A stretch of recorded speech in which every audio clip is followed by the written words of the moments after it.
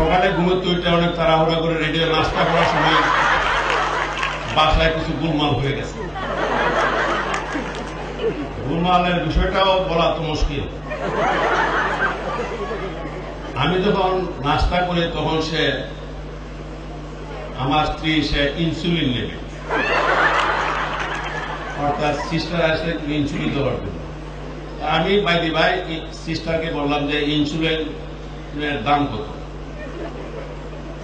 পরে বললো যে একটা ইনসুলিন দিয়ে 2 দিন চলে, দাম হইল 900 টাকা। যাই হোক, এখন তো রাষ্ট্রপতি বা তার স্ত্রীকে সরকারি ভাবে চিকিৎসা দেওয়া হয়। আমি যখন আমার এই পথ থাকতো না, আমি যখন চলে যাবো তখন তাহলে এই রোজ 450 টাকা ইনসুলিন, আরো তো অনেক ওষুধ বিষুধ আছে। দেখা যায় যে হিসাব করলে প্রায় 1000 টাকা রোজ ওই ওষুধের তাহলে এই পদের থেকে আমি গেলে এই টাকা কোথায়, একটা মহা সমস্যার ব্যাপার। পরে হয়তো ইনসুলিনটা গত বছর তুমি দিবা, আমি কোথাও অত টাকা করতে দেবো রোজ 1000। পরে আমি বললাম যে দেখো, তোমাকে যখন আমি বিয়ে করছি তখন কথা ছিল তোমার ভাত কাপড়, ইনসুলিন দেওয়ার তো কোনো কথা ছিল না। তোমার একজন রোগ বাধায় দিবা, তোমার ইনসুলিন হবে, এখানে তুমি বলতে আই এম নট। মানে এই নিয়ে অনেক কথা কাটে।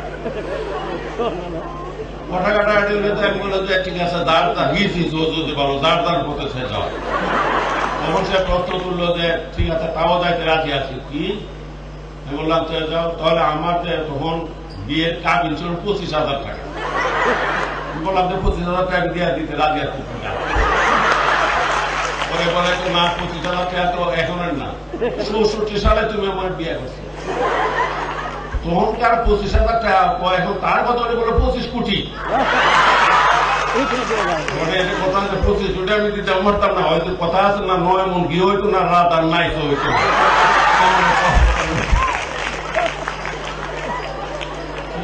ব্যাপারে গুলমাল ছিল একটা বাসা, শুধু মন মিজাজ তো ভালো না, আরো কিছু কথাবার্তা হয়তো বলতাম। যাই, আমি রাষ্ট্রপতি, আসলে কিন্তু আমি সরকার না। তবে আমি সরকারের কাছে, সরকারের মাননীয় মন্ত্রী আর এখানে যারা সম্মানিত সচিব আছেন, ওনাদের কাছে আমি অনুরোধ করব এই লালমাটিয়া মহিলা কলেজকে যেন সরকারিকরণ করা হয়।